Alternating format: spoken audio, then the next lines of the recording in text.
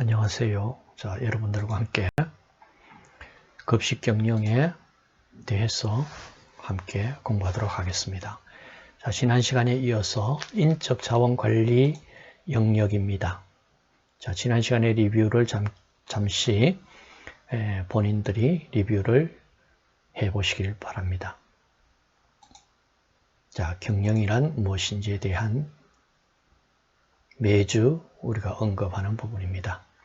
조직의 목표를 달성하기 위해서 인적, 물적 자원의 사용을 계획하고 조직화, 지휘, 조정 및 통제하는 일련의 과정이다. 이렇게 우리가 정의를 하였습니다. 그럼 여러분들과 함께 자, 인적 자원 계획이란 무엇이냐? 자, 인적 자원이 물적 자원과 대비되는 인적 자원이 정말로 중요하다. 왜냐? 우리 전공과 관련해서는 인적 자원이 중요한데 이 인적 자원을 어떻게 관리를 할 것이냐. 물론 계획을 세워야 될 겁니다. 그러면 이 계획에 이제 각 조직별로 필요한 인적 자원이 필요한 수요와 그 인적 자원을 공급이라고 얘기하기는 좀 그래요. 사람의 필요한 수요와 수급에 대한 계획입니다.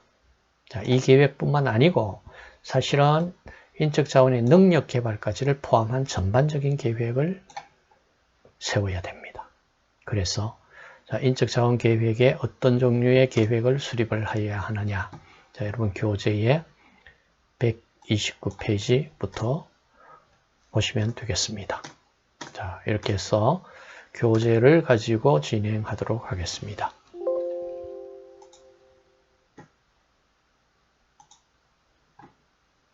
자, 교재를 여시면은 인적 자원을 계획을 세울 때 첫째 수요 예측을 해야 됩니다. 수요 예측에서는 필요한 인적 자원의 노동력을 예측을 해야 하는데 자, 수요 예측은 매우 중요하다. 자, 이들을 위한 여러 가지 방법이 있을 텐데 어떤 방법이 있느냐? 자, 첫 번째 전문가의 예측을 전문가라는 사람들이 어떤 경험과 직관에 의해서 필요한 인력을 예측하는 방법입니다. 자, 그 다음 좀 더 어떤 예측을 할 수 있는 자료가 있다면은 그 자료를 이용해서 추세 분석을 통해서 예측을 하자. 자, 이 얘기는 우리 회사의 제품 판매량이나 고용량 간의 어떤 과거에 관계된 분석 자료가 있다면은 이 자료를 바탕으로 수요 인력을 예측하는 방법이다. 이 얘기입니다.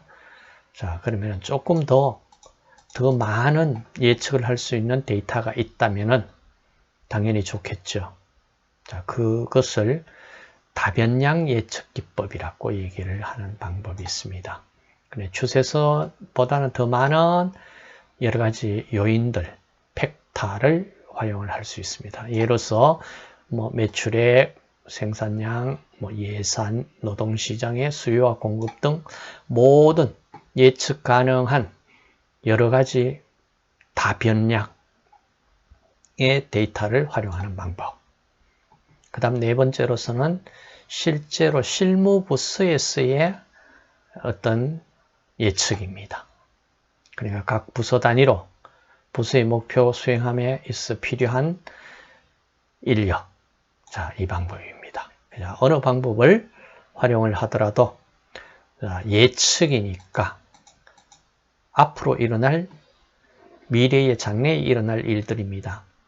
예측을 가능하다면 오차를 줄일 수 있는 방법으로 예측할 수 있는 방법을 가지고 있어야 된다라고 생각을 합니다. 자, 그러면은 예측이 필요한 인력 예측을 했는 것뿐만 아니라 사실은 그 인력 공급 어떻게 될 것이냐. 자, 이 부분도 정말로 중요한 부분입니다. 아무리 예측을 잘 하더라도 그 인력을 공급받을 수 없다. 그러면 의미가 없죠. 자, 이런 경우가 많습니다. 여러분들이 어떤 메뉴 음식을 만들어내겠다. 문제는 식재료 공급이 되지 않는다라고 가정을 하십시오. 그러면 그 음식을 만들어낼 수가 있습니까? 불가능하죠. 자, 그래서 이 노동력 공급이 중요한데, 자, 이 노동력을 어떻게 공급할지 그 예측 방법에 대한 내용입니다. 자, 기능 저장 제도라는 방법이 있습니다. 자, 이거는 종업원들의 과거나 현재, 미래의 직무 관련 자료를 미리 데이터화해 둔 입력되어 있는 그 데이터를 이용해서 공급을 예측할 수 있습니다. 그 다음 두 번째로는 어떤 관리자 승계 계획이라는 예측, 다시 말해서 종업원에게 주요 지위에 대해서 어떤 승진 대상자 수를 갖다가 알려주고요. 승진 준비를 미리 예고해 주면은 또 경력을 쌓도록 해서 승진에 대비할 수 있도록 미리 계획을 세워둔다면은 그 직무를 감당할 수 있는 인력이 공급될 수가 있겠죠. 그 다음 마르코브 분석법이라고 해서 과거에 일어난 종업원들 간의 직무 간의 이동에 관한 자료를 분석했어요. 미래의 인력 공급을 예측하는 방법입니다. 자, 어찌됐든지 사내에서 인력을 공급을 하든 아니면은 외부에서 신입사원이나 경력사원을 통해서 인력을 공급할 수 있는 어떤 내용을, 계획을 가지고 준비를 해야 한다. 이런 내용입니다. 자, 이어서 우리가 이제 중요한 직무 분석이라는 내용을 보도록 하겠습니다.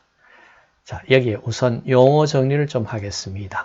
자, 용어로서 자, 과업이라는 용어가 자주 등장할 겁니다.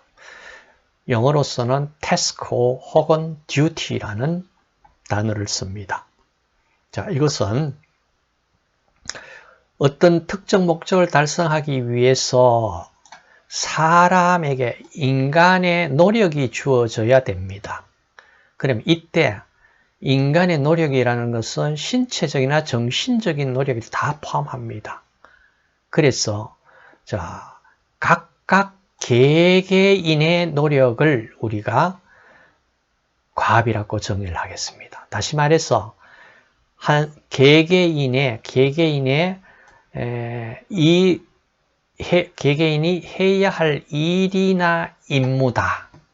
그러니까 뭐 어떻게 꼭 해야 할 일이나 임무다. 자, 이것이 우리가 듀티 혹은 태스크, 우리말로 과업, 자, 이렇게 정의를 하겠습니다. 그럼 다시 말해서 과업이 일을 해야 되는데 일이나 임무를 할 사람 인재를 채용을 하면 될 것 아닙니까? 그렇죠? 자, 그리고 나서 또 아주 우리가 자주 쓰는 자, 이 직위라는 용어를 정의를 할게요. 직위, 영어로는 position입니다. 자, 다른 말로 지위라고도 얘기를 합니다. 자, 이것은 사람 한 사람 개인에게 할당된 일 내지 과업의 집합체. 다시 말해서 위쪽에 1번에서 우리가 과업을 정의를 했습니다. 그러니까 해야 할 일이나 임무를 과업이라고 했고, 그러면 직위는 개개인 한 사람에게 주어진 해야 할 일이나 임무를 자, 사람에게 할당된 과업입니다. 이것이 직위입니다. 자, 그러면은 한 사람 한 사람에게 직위가 한 개의 직위가 존재한다. 이 얘기입니다. 자, 즉 개인이 과업을 수행함에 있어서 그에게 지워져 있는 의무나 책임을 포함한 일체의 정신적, 육체적 활동 전체를 직위라고 합니다. 자, 개인 한 사람에게 주어져 있는 과업입니다. 자, 이걸 직위라고 합니다. 여러분들 혹시 어떤 매스컴상에서 직위 해제 그러면서 공무원들이 잘못을 저질렀다. 그러면은 누구 직위를 해제하겠다. 그 얘기는 그 직위, 그 사람에게 주어져 있는 일이나 과업을 하지 못하게 박탈을 해버리는 겁니다. 직위 해제입니다. 상당히 엄한 벌이죠. 자, 그 다음 이어서 우리가 직무라는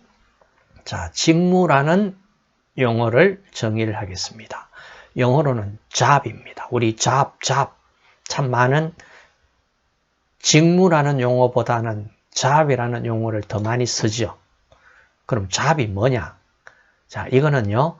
앞쪽에 직위는 한 사람에게 주어진 듀티 태스크였지만은 직무는 여러 사람들에게 주어져 있는 각각 사람들의 업무 중에서 그 종류와 성질이 동일하고 그것을 수행하는 데 필요한 요건이 동일할 때 그 전체의 일군의 직위를 일괄해서 우리가 직무 job이라고 얘기합시다. 자, 이 얘기는 직위와 직무는 다르다는 얘기입니다. 그러니까 직위와 직무가 같다라고 혼동을 하면 되지 않습니다. 구분이 되겠습니까?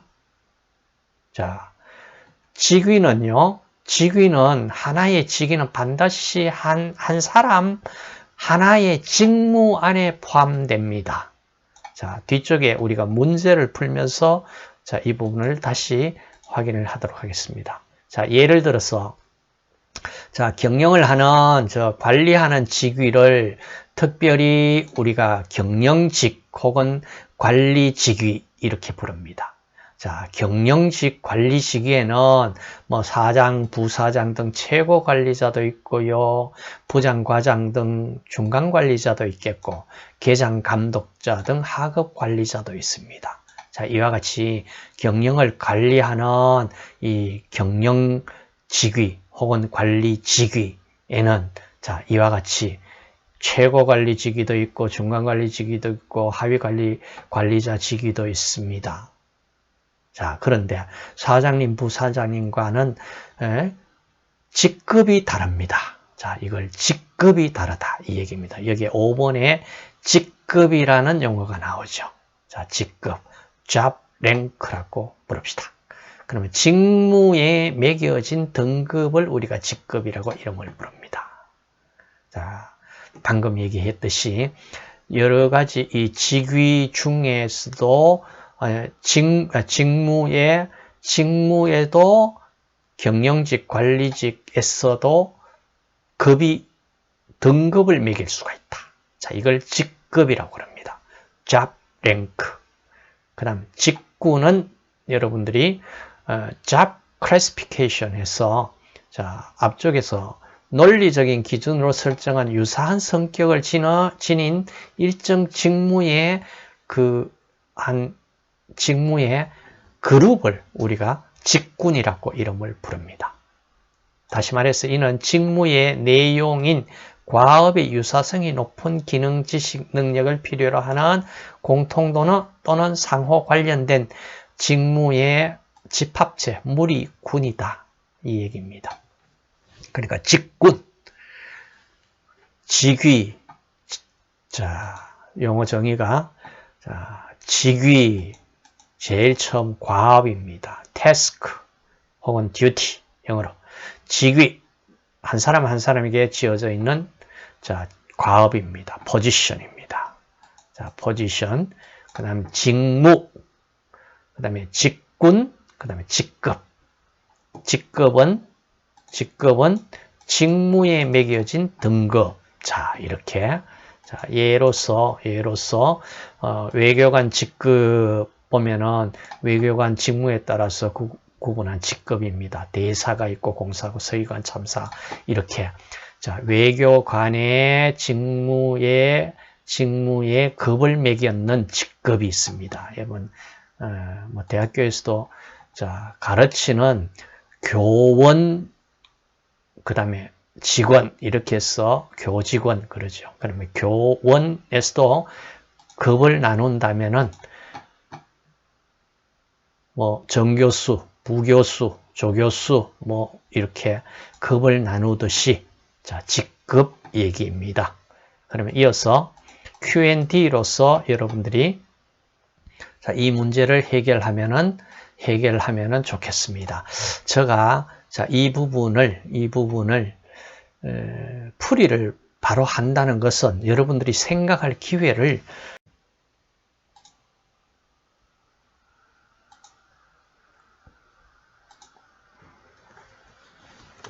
이어서 직무 분석에 대한 내용으로 수업을 진행하도록 하겠습니다.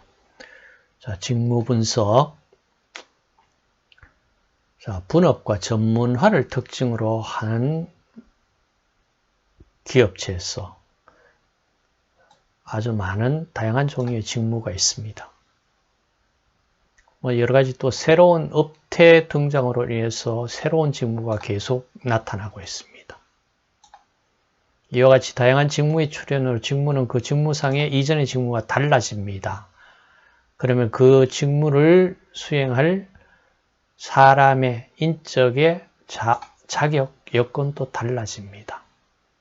그래서 자, 어떤 능력과 자질을 가진 사람을 인재를 채용하여야 하는지 자, 이걸 위해서도 바로 직무 분석이 가장 먼저 수행이 되어야 됩니다.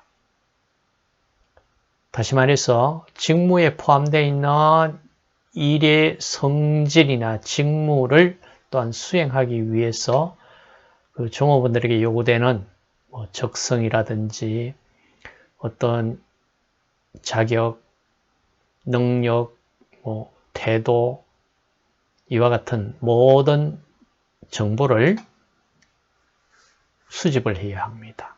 분석을 해야 됩니다. 그 분석을 직무 분석 잡 어널리시스라고 얘기를 합니다. 자, 이와 같이 직무 분석된 결과는 아웃풋으로 직무 기술서와 직무 명세서로 정리가 된다. 그리고 이 직무 기술서와 직무 명세서는 다시 말해서 인적 자원 관리 또한 조직 관리의 바로 가장 밑바탕의 정보가 됩니다. 자, 그리해서 이 직무 분석이 굉장히 중요하다. 그래, 직무 분석이 되어져 있지 않는 데서 인적 자원 관리가 불가능하다. 자, 이 내용입니다. 그래서 직무 분석은 왜 하느냐? 자, 목적은 이와 같은 아래와 같이 종업원의 채용이나 승진이나 배치 전환이냐 아니면 필요한 어떤 교육 훈련이 필요하냐 또한 임금 인사관리 기준이 됩니다. 직무 분석이 중요합니다. 그래서 자, 직무 평가에 대한 자료로도 이 직무 분석 결과가 활용됩니다. 자, 직무 평가 자료. 자, 직무 평가라는 것이 무엇인지 다시 말해서 자, 이 부분에 대해서는 나중에 우리 실제적인 예를 한번 생각해 보도록 합시다. 여러분들이 이 직무 평가에 대한 내용을 이해를 하셔야만 사실은 내가 입사하고자 하는 기업에 대한 어떠한 인재를 요구를 할지 자, 이런 것들을 좀 준비를 할 수가 있습니다. 그 다음 이 결과가 채용이나 승진, 배치, 이동을 위한 자료로 활용됩니다. 교육 훈련의 자료로도 활용됩니다. 안전위생 자료로도 활용됩니다. 직무 분담, 부서 편성, 지휘 감독, 등 조직 관리의 기초로도 사용이 됩니다. 활용이 됩니다. 그러면 직무 분석 내용이 어떤 내용을 담고 있을까? 자, 직무 분석에 관한 일반적인 내용은요. 자, 일반적인 내용과 환경 요인도 포함이 됩니다. 다시 말해서 그 직무의 내용이 무엇이고 목적이 무엇이고 개요 방법 순서 등을 기술을 합니다. 그리고 직무를 감당하기 위한 체력, 지식, 경험, 자격, 개성 등도 직무 분석의 내용에 포함이 됩니다. 그 다음 만약에 직무를 수행하지 못했을 경우에 어떠한 인적, 물적 손해가 오는지 정도까지 기술이 됩니다. 또한 후임자 지도를 위한 어떤 책임 이런 것까지 기술이 되고요. 감독 책임도 기술이 되고 노동 부담으로부터는 노동의 강도, 밀도 등도 노동 환경, 온도나 환기, 분진, 소음, 습도, 오염 등까지 위험, 재해 요인으로 감전, 폭발, 화재, 재해율, 직업병 등까지 또한 권한 등도 모두 기술이 됩니다. 그러면 직무 분석은 어떤 절차로 진행이 되어야 하냐? 자, 직무 분석하는 목적을 결정하고 직무 분석 범위를 어디까지 할 것인지 그리고 직무 분석표를 작성을 하고요. 직무 분석과 선발 훈련 후에 예비조사 그리고 본조사 후에 아웃풋으로 직무기술서와 직무명세서를 작성합니다. 자, 그리고 나서 이제 최종적으로 직무기술서와 직무명세서가 자, 어떠한 내용을 담고 있는지 예를 보기 전에 자, 직무분석 방법을 크게 나누어 가지고 필요한 정보를 획득하는 방법에는 어떤 방법이 있느냐? 자, 면접, 그 다음에 관찰하는 방법, 질문지를 통하는 방법, 여러 가지 방법을 종합한 방법 등 여러 방법을 적합한 방법을 적용해서 직무 분석을 수행을 합니다. 그리고 아웃풋으로 직무 분석 결과는 직무 기술서와 직무 명세서로 정리를 합니다. 자, 직무 기술서는 글자 그대로 job description 해서 직무에 대한 상세한 부분은 직무 명세서에 담고요. 직무 기술서에는 그와 같이 큰 직무 전반에 대한 어떤 자료 정보를 직무 특성에 중점을 두고 정리, 기록한 문서가 직무 기술서입니다. 그 다음 직무 명세서는 직무 기술서의 내용을 기초로 직무 요건만을 분리합니다. 직무 요건을 분리해서 구체적으로 작성한 문서입니다. 주로 직무 요건 중에서 특별히 어떤 직무 수행을 성공적으로 하기 위해서 필요한 인적 요건에 큰 비중을 두고 정리한 문서가 직무 명세서입니다. 그러시면은 여러분들에게 주어져 있는 직무 기술서와 직무 명세서 예를 한번 보시면 되겠습니다. 자, 보시는데 특히 직무 기술서에 영양사 직무 기술서를 예를 하나 가져왔습니다. 보시면은 이와 같이 직무 요건의 기본적인 요구 자격 조건은 이렇게 기록이 되어 있습니다. 전공 식품 영양 전공을 해야 되고 반드시 요구되는 자격이 면허, 영양사 면허가 요구된다. 다음 이와 같이 직무 내용은 이 직무 내용이 기록되어 있는데 이 직무 내용은 법에 기록이 되어 있는 내용입니다. 법에 기록되어 있는 내용이기 때문에 법을 고치지 않는 이상 이 직무는 영양사가 해야 할 직무입니다. 자, 식당 관리, 식재료 구매 관리, 식재료 보관 재고 관리, 조리 작업도 관리를 해야 되고요. 배식 관리, 퇴식, 식기 세정 소독 관리, 위생 관리, 급식 시설 및 기기 관리, 인력 관리, 급식 경영, 역량 교육, 자기 개발. 자, 이렇게 해서 자, 이 직무 중에 어떤 위양을 할 수 있는 직무가 있다면은 위양이 법 테두리 안에서는 가능합니다. 자, 그다음 직무 명세서는 이제 인적 요건에 큰 비중을 두고 상세한 직무 내용까지 자, 기록한 부분입니다. 자, 직무 명세. 자, 이런 어떤 스킬이 필요하다. 자, 직무 명세서의 예로서 임무가 이 식당 관리를 한다면은 자, 식당 관리에서도 이와 같이 영양가 분석을 한다면은 더 세부적으로 일의 요소까지 따지면 영양가 계산을 자, 이렇게 이와 같은 지식 근거하에서 하여야 한다. 이와 같이 세부적인 내용까지 직무 명세서가 기록되어 있습니다. 자, 이어서 직무 평가에 대한 내용을 설명을 하겠습니다. 자, 직무 평가는 자, 직무 분석에서 나온 결과로 작성되는 아웃풋이 직무 기술서와 직무 명세서였습니다. 자, 이 직무